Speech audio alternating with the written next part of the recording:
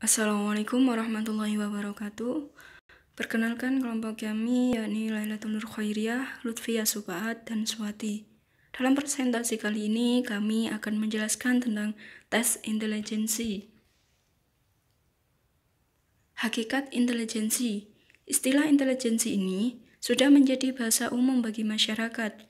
Hanya saja, sebagian masyarakat menamakannya kecerdasan, kecerdikan, kepandaian, keterampilan, dan istilah lainnya yang pada prinsipnya bermakna sama. Salah satu faktor yang menentukan hal tersebut adalah taraf intelijensi orang tersebut. Selanjutnya yakni angka kecerdasan dan realitanya. IQ yang atau kependekan dari Intelligent Quotient telah diklasifikasi berdasarkan metode apa yang dipergunakan untuk mengambil tes. 3 metode tes yang bisa diterapkan untuk mengetahui IQ anak atau seseorang. Namun, pada umumnya, tes IQ yang banyak dilakukan adalah hasil dari kompromi ketiga metode tes tersebut. Dan hasil pengambilan nilainya seperti berikut ini. Nilai 70 hingga 79, tingkat IQ rendah atau keterbelakangan mental. Nilai 80 hingga 90, tingkat IQ rendah yang masih dalam kategori normal atau dul normal. Nilai 91 hingga 110, tingkat IQ normal atau rata-rata. Nilai 111 hingga 120, tingkat IQ tinggi dalam kategori normal atau break normal. Nilai 120 hingga 130, tingkat IQ superior. Nilai 131 atau lebih, tingkat IQ sangat superior atau jenius. Penggunaan jenis alat ukur intelijensi. Yang pertama yakni dynamometer pressure, yaitu ukuran kekuatan tangan menekan pegas yang dianggap sebagai indikator aspek psikofisiologis. Yang kedua, rate of movement, yaitu tempo gerakan tangan atau kecepatan gerak tangan dalam satuan waktu tertentu yang dianggap juga sebagai memiliki komponen mental di dalamnya. Yang ketiga, sensation areas, yaitu pengukuran jarak terkecil di antara dua tempat yang terpisah di kulit yang masih dapat dirasakan sebagai dua titik yang berbeda. Yang terakhir yaitu pressure causing pain, yaitu pengukuran yang dianggap berguna dalam diagnosis terhadap penyakit-penyakit syaraf dan dalam mempelajari status kesadaran abnormal. Selanjutnya yaitu perlakuan bimbingan konseling pada tiap tingkat kecerdasan. Pelayanan BK sebagai bagian dari upaya pendidikan pada satuan pendidikan merupakan usaha membantu peserta didik dalam rangka pengembangan potensi mereka secara optimal.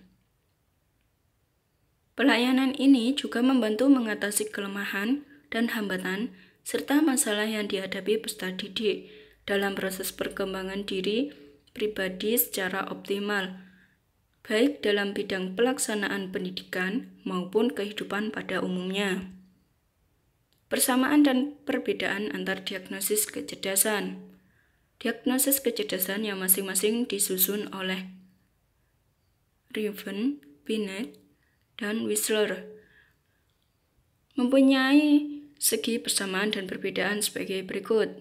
Yang pertama, persamaannya, yaitu dapat mendiagnosis kecerdasan umum seseorang. Yang kedua, perbedaan. Diagnosis kecerdasan menurut Riven dapat dilaksanakan secara individual maupun klasikal. B. Untuk kepentingan seleksi lebih praktis karena dapat dilaksanakan secara klasikal. C. Dapat dilakukan untuk orang yang buta huruf sekalipun. D. Tes yang bebas budaya atau free culture test, yaitu tes yang tidak memakai bahasa. E. Tes yang diadopsi, maksudnya tes ini langsung dapat dipakai baik materi tesnya, scoringnya, bahkan dalam batas-batas tertentu juga normanya. F. Riven menyusun tes yang diciptakannya menjadi 3 kelompok, yaitu CPM, Color Progressive Metric, untuk subjek usia 3 hingga 13 tahun. SPM, Standard Progressive Metric, untuk subjek usia 6 hingga 65 tahun, dan APM, Advanced Progressive Metric, untuk subjek di atas usia 11 tahun. Yang kedua, menurut Binet Simon, tes harus dilaksanakan secara individual, dapat digunakan untuk mendiagnosis kecerdasan sampai taraf jenius, debil, imbecile, dan idiot yang tidak dapat dilakukan oleh Riven dan Wissler. Hanya dapat diberikan kepada orang yang mampu membaca dan menulis. Tes ini terikat budaya atau non-free culture test, yaitu tes yang materinya menggunakan bahasa. Konsekuensi dari poin D di atas, maka tes ini harus diadaptasikan dalam penggunaannya, terutama yang menyangkut materi tes dan norma. Tes ini hanya untuk anak-anak. Yang terakhir yaitu Wissler. Tes harus dilaksanakan secara individual, lebih sesuai untuk kepentingan diagnosis kesulitan belajar. Karena tes ini mencakup aspek verbal dan performance, sehingga hasilnya dapat mendiagnosis kesulitan belajar klien atau siswa pada aspek performance ataukah verbal. Dari sini juga dapat diketahui kecerdasan verbal dan non-verbalnya. Hanya dapat diberikan kepada orang yang mampu membaca dan menulis. Tes ini terkait budaya atau non-free culture test, yaitu tes yang materinya menggunakan bahasa. Konsekuensi dari poin D di atas, maka tes ini harus diadaptasikan dalam penggunaannya, terutama yang menyangkut materi tes dan normanya. Menuntut ilmu di masa muda bagai mengukir di atas batu. Semoga materi kali ini bisa bermanfaat dan membantu. Sekian dari kelompok kami. Wassalamualaikum warahmatullahi wabarakatuh.